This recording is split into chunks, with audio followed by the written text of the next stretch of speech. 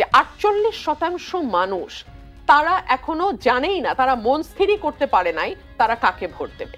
আর 18% না 28% বোধহয় 18% তারা বলছে যে তারা জানাবে না যে তারা কাকে ভোট দেবে, আর 7% বলছে আওয়ামী লীগকে।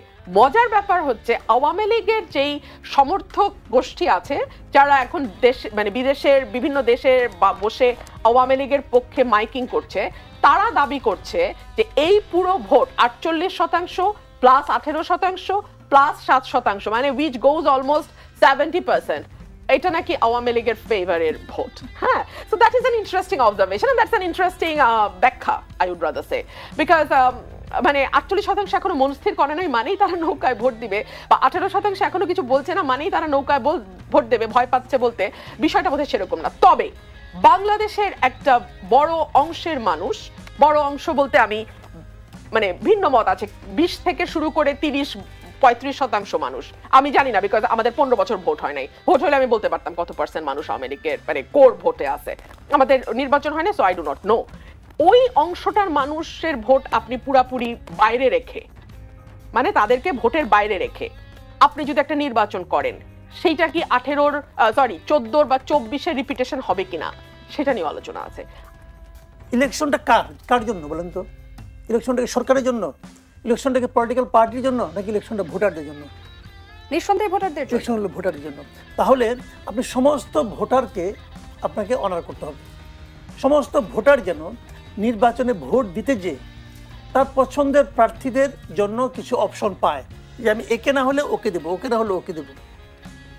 উত্তম বিকল্প এবার নির্বাচনে থাকছে কিনা, মানে আর্মি চিফ কেন বললো ভাই এটা আমি বুঝি না। বিশেষ করেন মানে একটা জিনিস মাথায় রাখবেন, যে তারা যে সমস্ত কথা বলছে, বিশেষ করে নাসিরউদ্দিন পাটোয়ারি যে কথাগুলো বলছেন আর্মি সম্পর্কে, এটা তো মানে আসলে আপনি কিভাবে আপনি এটাকে ইগনোর করতেছেন আমি বুঝতে পারছি না।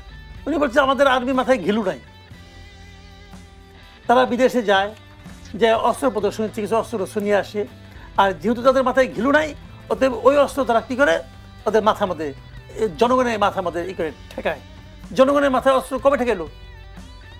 কোনো এক সময় ঠেকাইছে কিনা যাই না, সেটা তো এক সময় আসেনি। কিন্তু উনি যখন কথাটা বলেছেন 2025-এ কিংবা 24-এ, আর্মি কি জনগণের মাথায় অস্ত্র ঠেকাইছে? ঠেকাইতো নাই। তাহলে উনি কী করে বলেন? এত সরলীকৃত সিদ্ধান্ত উনি দেন কীভাবে? আমি বুঝতে পারলাম না এটা নিয়ে কেন আর্মি চিফ এতটা ইজিভাবে নিলেন। ওরা বড় হলে লজ্জিত হবে, ওই লজ্জার অপেক্ষা থাকবেন? শুনেন, আপনি আমাকে বললেন যে আপনার মাথায় কোনো ঘিলু নাই, আমি খুশি হবো? উনি বলতেছেন তোমরা কিছু মনে করো না। মনে করবো না মানে? সবাই মনে করবে। আমি তো মনে করি, আমি তো আর্মিতে যারা আর্মিতে যায়, আমাদের আর্মি গান্ধীজির সেই আপনার মানে কি বলে অহিংস নীতি অনুসরণ করবে, এটা তো আমি চাই না। ওনার মিনিমাম বলা উচিত ছিল যে ওরা যেটা বলছে এটা ভুল বলছে, নাসিরউদ্দিন পাটোয়ারি অথবা হাফতাব যেটা বলছে এটা ভুল বলছে, আমরা ওটার সঙ্গে একমত না, হয়ে যেত। আমি ওনাদের বলছি না আপনি যা গুলি করে যান মেরে ফেলান, তা বলতেছি না, বাট আপনি যে ওর কথা একমত না এটা তো আপনি বলবেন। একজন এগুলো বলতেছে, আপনি আপনার লোককে বোঝাচ্ছেন যে তোমরা কিছু মনে করো না, এটা কেমন কথা ভাই? 72-এর সংবিধান হলো আওয়ামী লীগের সংবিধান, এবং উনি বলার চেষ্টা করেছেন যে 72-এর যে সংবিধানটা, সেই সংবিধানটা কিন্তু এখন আর নাই, ওটা অনেক চেঞ্জ হতে হতে হতে হতে আজকের এই অবস্থায় আসছে। এবং ওনার যুক্তি হলো যে এর মধ্যে তো বিএনপিও ক্ষমতায় ছিল, জাতীয় পার্টি ক্ষমতা ছিল, বিভিন্ন রাজনৈতিক দল এর মধ্যে ক্ষমতায় ছিল, সবাই কিন্তু এই সংবিধানে কিছু না কিছু চেঞ্জ করেছে। সেই হিসেবে সব দলেরই কিছু না কিছু ইনপুট কিন্তু এখানে আছে, তাদের চাহিদার কিছু জিনিস এখানে আছে। তো উনি বলতে চাচ্ছেন যে এই সংবিধানটাকে ফেলে দিতে হবে কেন, নতুন করে লিখতে হবে কেন, যেগুলো খারাপ আছে ওগুলো চেঞ্জ করে লিখতে হয়ে যায়। এটা হলো ওনার বক্তব্য। এবং উনি এটাও বলেছেন যে এটা আসলে আওয়ামী লীগের সংবিধান না, এটা উনি বলেছেন যে একটা গণবিপ্লব হয়েছিল জেনারেল জিয়াউর রহমানের নেতৃত্বে, সেই গণবিপ্লবের ফল হলো এই সংবিধান। এটা ওনার বক্তব্য, কিন্তু আমি কিন্তু ওনার বক্তব্য বলতেছি। তো উনি হলো বিএনপির সর্বোচ্চ যে বডি, সেই বডির একজন মেম্বার। উনি হঠাৎ করে ঘরে বসে বসে এটা আবিষ্কার করছেন তা কিন্তু না। আমি মনে করি এটা ওনার স্থায়ী কমিটি যেটা আছে তাদেরই বক্তব্য। এটা যদি ওনাদের বক্তব্য হয়, তাহলে আপনি জুলাই সনদকে সংবিধানের উপরে উঠাতে চাইবেন কেন? পারবেন না তো। ওনারা যদি না চায় কেমন করে হবে? এবং ওনার এই লজিকটা কিন্তু আমার কাছে একদম যে ফালতু মনে হয় তাও কিন্তু না। জাতীয় আপনার নাগরিক পার্টি যেটা আছে, ওরা চাচ্ছে ওদের একটা আকাঙ্ক্ষা তো কাজ করতেই পারে, ওরা চিন্তা করতেছে এইভাবে চলুক। জামাতে চাইছে, অনেকে বলছে যে আমরা 35টা দল চাই, চায়, অস্বীকার করার কোনো উপায় নাই। কিন্তু 35 ভার্সা যদি 1 হয়, আবার দেখলাম মির্জা ফখরুল সালাউদ্দিন আহমেদ সাহেব বলছেন যে ওই 35 দলে যা ভোট ওটাকে আমাদের ভোটের সমান হবে, এটা ওটা বক্তব্য বটে। তাহলে আপনি ওই যে 35 জনকে গুরুত্ব দেন, ওই 35 দলে এমন অনেক দল আছে যে দলের কাউকে সভাপতি সেক্রেটারি করে আমিও চিনি না। আমি সাংবাদিকতা করি আজকে 36 বছর হয়ে গেছে ভাই, আমিও চিনি না তাদেরকে, তাদের জাতীয় জীবনে কি গুরুত্ব আছে আমি জানি না, কিন্তু আছে তো দল, তারা তো মিটিং করে বসে চা নাস্তা খায়, আছে তো। তো এখন যদি আপনি 35 জনকে গুরুত্ব দিতে চান, তাহলে আমি বলবো যে আমিও সাংবাদিকতা করে আমার কথা গুরুত্ব দেন, আমিও তো কিছু বুঝি, আশার আলাপ করি। তো এখন এইগুলি নিয়ে একটা জটিলতা ভাই তৈরি হবে। এবং যে কথাটা নাকি হাফিজ সাহেব বলেছেন যে ওরা আমাদের কাছে একটা খসড়া পাঠাইছে, আমরা ওটা আমাদের সিগনেচার করার অর্থ হলো সংবিধান চেঞ্জ, সংবিধান সংশোধিত হয়ে গেল। ওই কি পৃথিবীর কোথাও সংসদের বাইরে সংবিধান সংশোধন হওয়ার কোনো নিয়ম নাই, রীতি নাই, রেওয়াজ নাই। এটাও ঠিক, এটাও সত্য। সংবিধান সংশোধন করতে হলে এটাকে সংসদ সংশোধনী করতে হবে, কারণ অথবা আপনি গণভোটের মাধ্যমে করতে পারেন, কারণ এটা তো জনগণের জন্য। কয়েকটা 36টা রাজনৈতিক দল মিলে আমার আপনার ভাগ্য নির্ধারণ করে দিবে, গণপরিষদ নির্বাচনেরও দাবি জানাচ্ছে। এখন ওইটার সম্বন্ধে তারা কিছু বলে নাই, আমি বলতে পারছি না, আমার মন্তব্য চাইলে পরে বলবো, অসুবিধা নাই। ধন্যবাদ জানাচ্ছি মাসুদ কামাল। ব্যারিস্টার রুমিন ফারহানা, দ্বিতীয় পর্বে যখন রাজনৈতিক দলগুলোর সাথে জাতীয় ঐকমত্য কমিশনের আলোচনা হলো, আলোচনার শেষে বিএনপির স্থায়ী কমিটির সদস্য সালাউদ্দিন আহমেদ বলেছিলেন যে কোনো মুহূর্তে বিএনপি জুলাই সনদে স্বাক্ষর করতে প্রস্তুত। কিন্তু আমরা সমন্বিত খসড়ার যে চিত্র দেখতে পাচ্ছি, বিএনপির পক্ষ থেকে যে প্রতিক্রিয়া দেখতে পাচ্ছি, আগের অবস্থানে কি বিএনপি আছে? দেখুন, জুলাই সনদে যা যা আছে তার সকল কিছুর সঙ্গে বিএনপি একমত এখনই হয়ে যাবে, বা নির্বাচনের আগেই বিএনপি একমত হবে। অন্যান্য দলগুলোর সঙ্গে যে আলোচনা হচ্ছে সেখানেও বিএনপি সব বিষয়ে একমত হবে, সেটা তো আসলে হতে পারে না, তাই না? আমাদের যেই জায়গাটিতে আসলে আপত্তি তৈরি হয়েছে সেটা হলো যে জুলাই সনদটাকে একটা আইনি ভিত্তি দেওয়ার কথা বলা হচ্ছে, কিন্তু আমাদের দলের তরফ থেকে বলা হয়েছে যে জুলাই সনদটা it is above any law because this is the will of the people. কোন মানুষের আকাঙ্ক্ষার একটা প্রতিফলন আমরা এই সনদে দেখতে পাচ্ছি। সংবিধানের পলিটিক্যাল সংবিধানের ঊর্ধ্বে বাংলাদেশে কোনো আইন নয়, কোনো আইন নয়। আপনি যদি একটা ওয়েস্টমিনিস্টার ডেমোক্রেসি ফলো করেন, আপনি যদি বাংলাদেশের সংবিধানকে মানেন, তাহলে সংবিধানের সঙ্গে যেই সকল আইন মানে অসামঞ্জস্যপূর্ণ, হ্যাঁ, ইনকনসিস্টেন্ট উইথ দ্য কনস্টিটিউশন, সেই আইনগুলো কিন্তু অটোমেটিক্যালি বাতিল বলে গণ্য হয়। সো কনস্টিটিউশনের উপর কোনো আইন বা কোনো চুক্তি বা কোনো সমঝোতা বা কোনো সনদ হতে পারে না। কিন্তু আপনি যখন এটাকে আইনি ভিত্তি দেওয়ার কথা বলছেন, তাহলে অ্যাট বেস্ট আপনি এখন কি করতে পারেন? আপনি একটা অধ্যাদেশ জারি করতে পারেন, কারণ এই মুহূর্তে তো পার্লামেন্ট নাই, তো এটাকে আপনি আইনি ভিত্তি কিভাবে দেবেন? আপনি অধ্যাদেশ জারি করতে পারেন। ভবিষ্যতে যে গভর্নমেন্টটা আসলো বা আসবে, সেই গভর্নমেন্ট চাইলে অধ্যাদেশ রাটিফাই করতেও পারে, রাটিফাই নাও করতে পারে। সকল অধ্যাদেশ যে পরে সরকার এসে গ্রহণ করে তা তো নয়। বহু অধ্যাদেশ জারি হয় যেটা পরবর্তীতে নির্বাচিত সরকার এসে যেটাকে আর গ্রহণ করে না। সো আপনাকে দেখতে হবে যে পরবর্তীতে যেই সরকারটি আসবে, যেই দলটি রাষ্ট্র ক্ষমতায় যাবে, সেই দলটির কতটুকু সদিচ্ছা আছে যে ঐক্যমতের বিষয়গুলোতে একমত হয়ে সেগুলোকে বাস্তবায়ন করা। অনেকগুলো বিষয় আছে যেগুলোতে কিন্তু বিএনপি নোট অফ ডিসেন্ট দিয়েছে। সুতরাং সেই বিষয়গুলো বিএনপি যদি ক্ষমতায় যায়, আদৌ তারা সেগুলো মানবে কিনা, তারা মানতে বাধ্য কিনা, তারা যেহেতু আগেই নোট অফ ডিসেন্ট দিয়েছে, তারা ক্ষমতায় গেলে বলবে কিনা যে এগুলো তো আমি মানতে বাধ্য না, এগুলো আমার উপর অ্যাপ্লিকেবল না, বিকজ আমি অনেক আগেই এটাতে নোট অফ ডিসেন্ট দিয়েছি। সব রাজনৈতিক দল মিলে 15টি নোট অফ ডিসেন্ট দিয়েছে, যার মধ্যে 10টি বিএনপি দিয়েছে। আচ্ছা ঠিক আছে, 10টি বিএনপি দিয়েছে। বিএনপি যদি ক্ষমতা না আসে, অন্য কোনো দল আসে, তারা যেগুলোতে নোট অফ ডিসেন্ট দিয়েছে বা সেই দল যেগুলোতে নোট অফ ডিসেন্ট দিয়েছে সেগুলো তারা মানে বাস্তবায়ন করবে কিনা, সেটাও তো একটা বড় প্রশ্ন। বিকজ এটা কিন্তু এখনো আমরা খুব পরিষ্কার না যে নোট অফ ডিসেন্ট যেগুলো দেয়া আছে সেগুলো কি অ্যামেন্ডেড হয়ে ইমপ্লিমেন্টেড হবে, নাকি আনঅ্যামেন্ডেড অ্যাজ ইট ইজ ইমপ্লিমেন্টেড হবে, নাকি ইমপ্লিমেন্টেড হবেই না। We do not know. তবে আমার যে মোদ্দা আর্গুমেন্ট সেটা হচ্ছে আপনার সকল আয়োজন, সকল প্রচেষ্টা, সকল আইন, সকল অধ্যাদেশ, সকল বিধি, সংবিধান, সকল কিছু মিলিয়ে আপনার বক্তব্য কিন্তু খুব সিম্পল। আপনার বলতে আমি এনসিপি, জামাত এবং অন্যান্য পলিটিক্যাল পার্টিগুলোর কথা বলছি। বক্তব্য খুব সিম্পল, বাংলাদেশে যেন আরেকবার কোনো স্বৈরতন্ত্রের উদ্ভব না হয়। আচ্ছা আপনি আমাকে বলেন তো, বাংলাদেশে এখন যে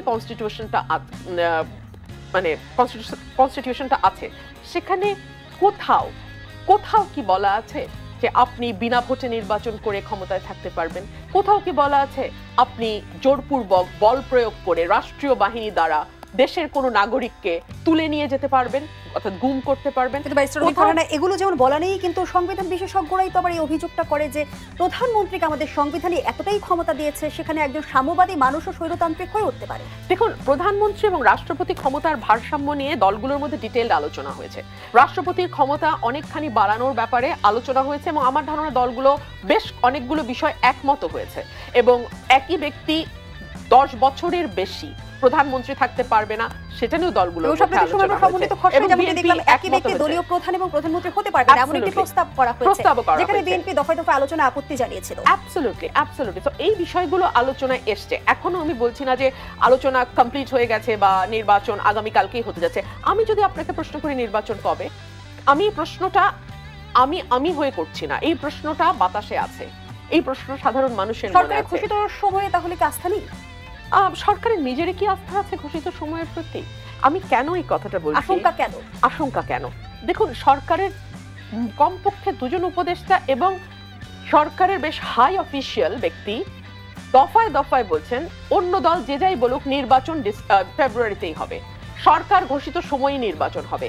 যখন আপনি একই কথা রিপিটেডলি বলতে থাকেন তখন ওইটা না আপনার এক ধরনের কনফিডেন্সের অভাব বোঝা যায়।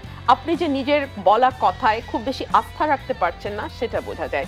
2 হচ্ছে, বাংলাদেশে যেই রাজনৈতিক দলগুলো ক্রিয়াশীল আছে তার মধ্যে বিএনপি সবচেয়ে বড় পলিটিক্যাল পার্টি, যে বলছে ফার্স্ট পাস দ্য পোস্টে নির্বাচন হবে। জামাত, এনসিপির মতো আরো কিছু দল এবং ইসলামী আন্দোলন তারা বলছে না, পিআর পদ্ধতিতে নির্বাচন হবে।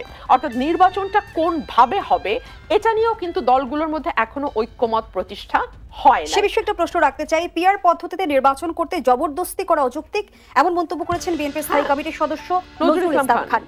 জানতে চাই, দাবি মানতে বিএনপি কে জবরদস্তি করা হচ্ছে কি, করলে কে করছে? একরকম ইমপ্লয়েড প্রেসার কি আপনারা দেখতে পাচ্ছেন না? যখন বিএনপি এই বিষয়টিতে স্পষ্টভাবে না বলেছে এবং তার যুক্তিগুলো বিএনপি তুলে ধরেছে, তারপরেও আমরা রিপিটেডলি বিভিন্ন কর্নার থেকে কিন্তু দেখতে পাচ্ছি। ভেরি ইন্টারেস্টিং ব্যাপার হচ্ছে, ঐক্যমত কমিশন কিন্তু লোয়ার হাউসে বা নিম্ন কক্ষে তারা কিন্তু পিআর পদ্ধতির কথা প্রস্তাবেই রাখে নাই, তারা বলেছে উচ্চ কক্ষে পিআর পদ্ধতি। কিন্তু এখন আমরা নতুন করে পলিটিক্যাল পার্টিগুলোকে দেখতে পাচ্ছি, কিছু কিছু পলিটিক্যাল পার্টি তারা নিম্ন কক্ষেও পিআর এর জন্য আন্দোলন করছে। লাস্টলি একটা 3 নম্বর যে কারণে আমি নির্বাচন কবে হবে এটা নিয়ে আমার মধ্যে সংশয় আছে, ব্র্যাকের একটা জরিপ নিয়ে ব্যাপক আলোচনা হচ্ছে। বিরাজনীতির জরিপ যেটা বলছে, আপনি যখন এই সংখ্যাটা প্রকাশ করছেন তখন উপদেষ্টা আসিফ মাহমুদ সজীব ভুঁইয়া নতুন করে অভিযোগ করলেন একটি মহল জাতীয় পার্টিকে নির্বাচনে আনার তোড়জোড় করছে, এই দলকে প্রধান বিরোধী দল হিসেবে সামনে আনতে চায় তারা। আওয়ামী লীগের যেসব নেতার ইমেজ ভালো তাদের জাতীয় পার্টির হয়ে নির্বাচনে নিয়ে আসার পায়তারা চলছে। পর্দার অন্তরালে এমন কিছু হচ্ছে কিনা, যেহেতু জার্সি বদলের এক ধরনের প্রচলন আমাদের দেশে আছে, এমন কোনো শঙ্কা বোধ করেন কিনা? আমার কানে এগুলো কিছু আসে নাই, আমি জানি না। আসিফ মাহমুদ সজীব ভুঁইয়া উনি সরকারে আছেন, গোয়েন্দা সংস্থার সাথে নিশ্চয়ই ওনার ভালো সম্পর্ক থাকারই কথা, গভর্নমেন্টে আছেন, উনি জানলেও জানতে পারেন। আমার কাছে এরকম কোনো তথ্য নেই। রাদার কিছুদিন আগে একটা রিপোর্ট এসছে গণমাধ্যমে, বিএনপির সাথে আসন ভাগাভাগি নিয়ে এনসিপি জামাতের মধ্যে এক ধরনের দর কষাকষি আওয়াজ আমরা শুনতে পাচ্ছি। ইসলামী দলগুলোর সাথে বিএনপির একটা দর কষাকষি। তো সেটা যদি হয়, সেই নির্বাচনকে কি আপনি ফেয়ার নির্বাচন সেটা হলে কি হতে পারে? সেটা হলে যেটা হতে পারে যে বিএনপি কিছু আসনে প্রার্থী দিল না, কারণ এইবার কিন্তু ধানের শীষ মার্কায় অন্য দল থেকে এসে কেউ নির্বাচন করতে পারবে না, বা দলের প্রতীকে আসলে নির্বাচন করার সুযোগ রেখে আরপিও সংশোধন হয়েছে। সো আপনি ছাড় দিলে কি করতে পারেন? ওই আসনে প্রার্থী দিবেন না। না ভোট তো আছে, এক তো না ভোট আছে, 2 হলো আপনি স্বতন্ত্র প্রার্থী ঠেকাবেন কি করে? স্বতন্ত্র প্রার্থী ঠেকাবেন করে? আপনি কি মনে করেন যে ওই নাম সর্বস্ব দলগুলোর ক্যান্ডিডেট দাঁড়ালো আর বিএনপির একটা স্ট্রং স্বতন্ত্র দাঁড়ালো, স্ট্রং এরও দরকার নেই, মিডিয়াম স্বতন্ত্র দাঁড়ালো, যে এলাকায় 8-10 বছর ধরে কাজ করছে, কে জিতবে? চোখ বন্ধ করে ওই স্বতন্ত্র জিতবে। সুতরাং এইসব ভাগাভাগি করে তো লাভ নাই। রাদার নির্বাচনটাকে নির্বাচনের মতো হতে দেয়। মানুষ যদি মনে করে 299 আসনে তারা কোনো দলকে পাঠাক, তার ইনএভিটেবল কনসিকুয়েন্স যা হওয়ার সেটা দেশের উপর দিয়ে যাবে। এই ট্রায়াল এন্ড এরার প্রসেসের মধ্যে দিয়ে একটা দেশ ধীরে ধীরে মজবুত গণতন্ত্রের ভিত্তির উপর দাঁড়ায়। আপনি যতই শ্যাম ইলেকশন করতে থাকেন না কেন, আপনি কিন্তু কথার কথা নির্বাচন করতে পারবেন, কিন্তু গণতন্ত্রের ভিত্তি মজবুত। মাসুদ কামাল, এই বিষয়ে আপনার কাছে প্রশ্ন রাখতে চাই। আমরা একটা ভিন্ন প্রেক্ষাপটে ত্রয়োদশ নির্বাচনে অংশগ্রহণ করতে যাচ্ছে রাজনৈতিক দলগুলো, সব দলের অংশগ্রহণের মধ্য দিয়ে কি নির্বাচনের গ্রহণযোগ্যতা নিশ্চিত হবে? যেই বাস্তবতা ব্যারিস্টার রুমিন সব ফারহানা দল তুলে সব ধরছেন। দল অংশ না করলে কেমন করে হবে? যদি এর মধ্যে আমরা দেখি জোট হলো, আসন ভাগাভাগি হলো, ওর ওখানে তো দল তো আছেই। শুনেন, মোট কথাটাকে আমি বলি আপনাকে, ইলেকশনটা কার জন্য বলেন তো?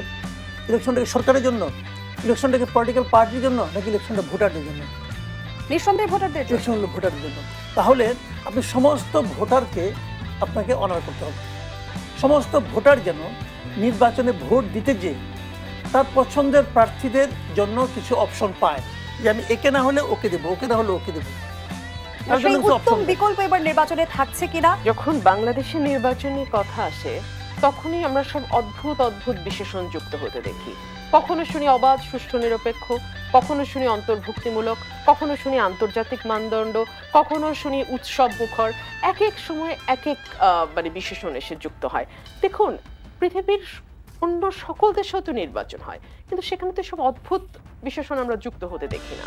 আর বাংলাদেশে এইসব বিশেষণ যুক্ত হওয়ার সাথে সাথেই আমরা দিনের ভোট রাতেও হতে দেখি, আমরা একদলীয় ভোট করে সংসদ পুরোটা দখল হয়ে যেতে দেখি, আমরা দেখি মানে আমি দামি নির্বাচন, কিংবা মধ্যরাতে ভোট হয়ে গেছে, কেউ ভোটই দিতে পারে নাই, অদ্ভুত অদ্ভুত সব দেখি। তো এইসব ভারী ভারী বিশেষণ যুক্ত না করে নর্মালি যে নির্বাচনটা স্বাভাবিক হয়। কিরকম নির্বাচন স্বাভাবিক? যারা প্রার্থী হতে চাইছে তারা প্রার্থী হতে পারবে, যারা ভোটার তারা নির্ভয়ে যাকে তাদের পছন্দ, যাকে তাদের খুশি তাকে ভোট দিতে পারবে। সরকার নিরপেক্ষ ভূমিকা পালন করবে, আইন প্রশাসন যারা কর্মকর্তারা আছেন তারা তাদের দায়িত্ব আইন শৃঙ্খলার মধ্যে থেকে তাদের দায়িত্ব পালন করবেন। কোনো পক্ষের দিকে টিল্টেড হয়ে বা কোনো পক্ষের দিকে বেশি একটু ঝুঁকে গিয়ে তারা তাদের দায়িত্ব পালন করবেন না। আমরা চাই রাজনৈতিক দলগুলো যখন প্রচারণা চালাবে, একটি দল আরেকটি দলের উপরে কোনো রকম কোনো সহিংসতা হামলা করবে না। একটি দলের প্রার্থী বা তার কর্মী তারা অন্য দলের সহিংসতা বা হামলার শিকার হবে না। ছোট দলগুলো যারা হয়তো অত বড় জমায়েত করতে পারে না বা অত বেশি লোকজন তাদের দলে হয়তো নেই, তারাও যাতে একটা বড় দল যে সুযোগ সুবিধা নিয়ে নির্বাচন করবে, ছোট একটি দল যার হয়তো তত জনবল নাই, অত শক্তি নাই, অত অর্থ নাই, অত পেশি শক্তি নাই, সেও যেন নির্বাচনে সমান অধিকার লাভ করে।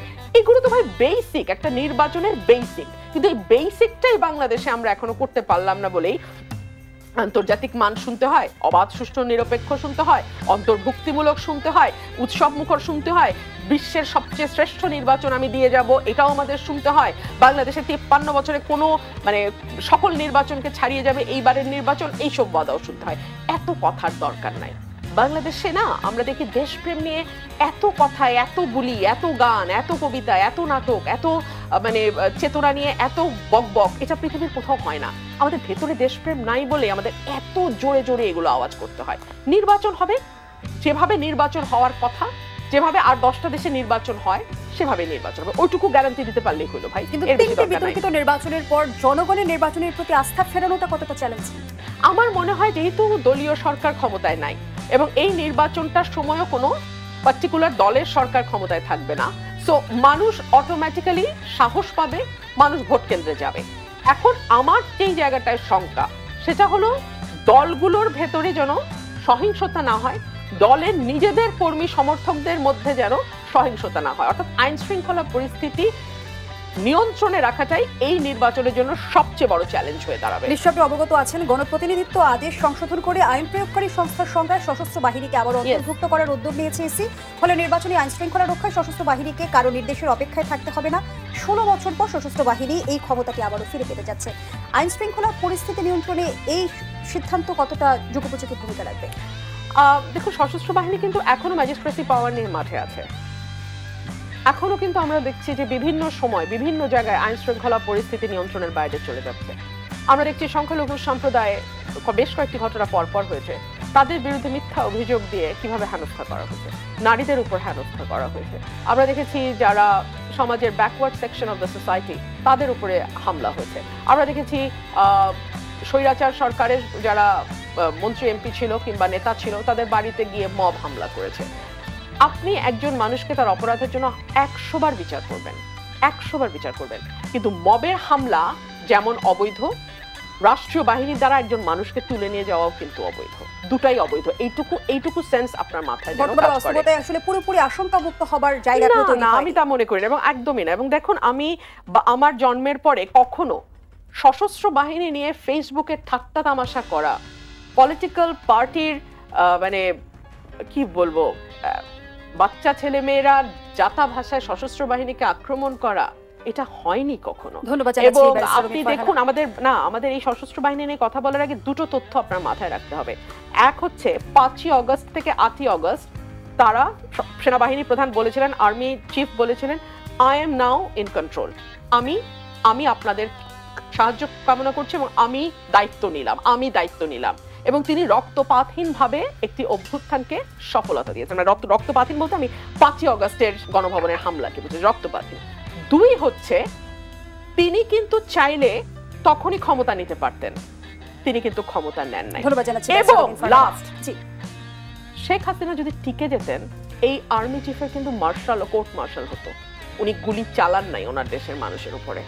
We should not forget that. এত অকৃতজ্ঞ হওয়া ভালো না।